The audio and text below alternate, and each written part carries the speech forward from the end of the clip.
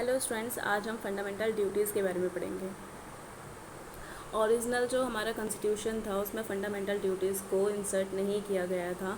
फिर जो हमारे कॉन्स्टिट्यूशन के जो फ्रेमर्स थे उन्होंने स्टेट की ड्यूटीज़ को ऐड किया था डायरेक्टिव प्रिंसिपल्स के रूप में। और उसके बाद में 1976 में जो फ्रेमर्स हैं उनको लगा कि हाँ, हमें फ़ंडामेंटल ड्यूटीज़ देनी चाहिए, स्टूडेंट्स सिटीजन्स के लिए ऐड करना चाहिए, तो उन्होंने 1976 में ऐड किया कॉन्स्टिट्यूशन में। फिर दोबारा 2002 में एक और फंडामेंटल ड्यूटीज़ को ऐड किया गया। जो फंडामेंटल ड्यूटीज़ हैं ये हमने यूएसएसआर से इंस्पायर होके हमने अपने कॉन्स्टिट्यूशन में ऐड किया है। और जो यूएसए है, कनाडा, फ्रांस, जर्मनी, ऑस्ट्रेलिया, ये जो बड़े डेमोक्रेटिक कंट्रीज़ हैं इनके पास भी फंडामेंटल ड्यूटीज़ हैं उनके सिटीजन्स के लिए।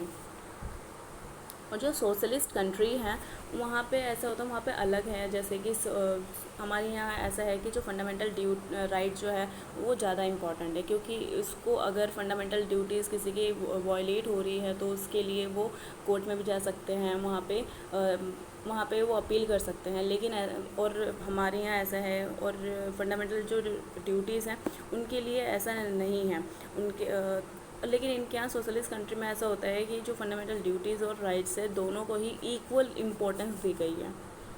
और हमारे पास कुछ मतलब फंडामेंटल ड्यूटीज़ जो हैं उनमें से कुछ यहाँ पे मैं आपको दिखाना चाहती हूँ। जैसे कि पहला जो है फंडामेंटल ड्यूटीज़, उसमें कहा गया है कि जो हमारे नेशनल फ्लैग हैं, नेशनल एंथम हैं, आइडियल्स हैं, उन सबकी हमें रिस्पेक्ट करनी चाहिए।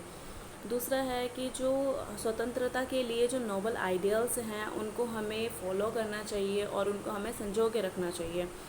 और अपने जो बच्चे हैं, पीढ़ी जो है, नेक्स्ट पीढ़ी, उनको भी फ्रीडम फाइटर्स के बारे में बताना चाहिए। फ्रीडम स्ट्रगल हमने कैसे कैसे किया था, हमारे फ्रीडम फाइटर्स ने, वो बताना चाहिए, इंस्पायर करना चाहिए उनको।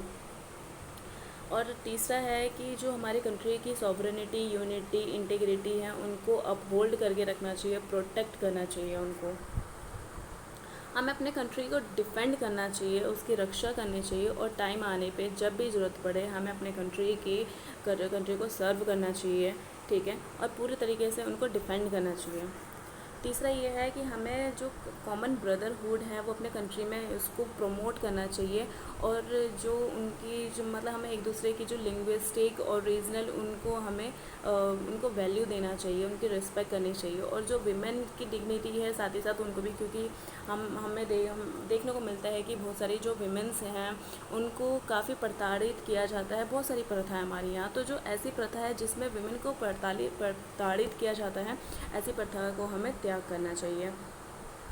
और हमारी जो रिच हेरिटेज है उनकी रक्षा करनी चाहिए, जो काफ़ी पुराने समय से हमारे पास है, तो उसकी हमें रक्षा करनी चाहिए अपने कल्चर की।